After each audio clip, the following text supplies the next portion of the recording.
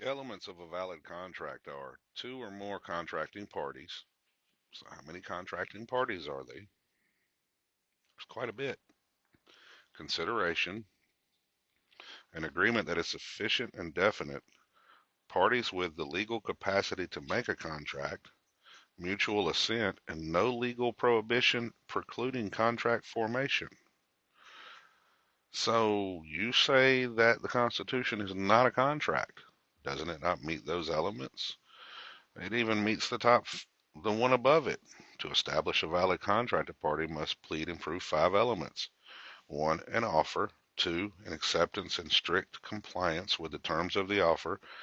A meeting of the minds, each party consent to the terms.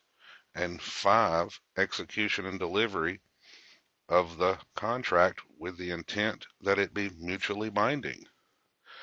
You know, the Declaration has a powerful term in it called the consent of the governed. That's part of one of the things that requires a contract. Now, can the contract be voided later? Yes. There are secondary sources that talk about the Constitution as a contract. Some commentators argue that the Constitution is a contract and thus contract law should apply. I don't disagree with that. And I don't think some judges do either.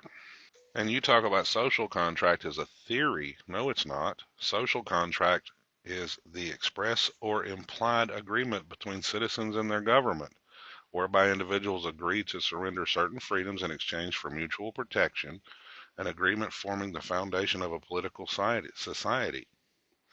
So it's an express or implied agreement. An agreement is also a contract. Express contract, a contract whose terms the parties have explicitly set out. I'm pretty sure the people set out the terms when it was created the Constitution. Implied contract, an implied in law contract, see quasi contract, and implied in fact contract is an express contract. Well, it says CF compared to an express contract. An implied in fact contract, a contract that the parties presumably intend as their tacit understanding, as inferred from their conduct and other circumstances. So, a social contract is a real contract. Now, that doesn't mean everybody follows the contract, and that's why people get in trouble, because they breach the contract.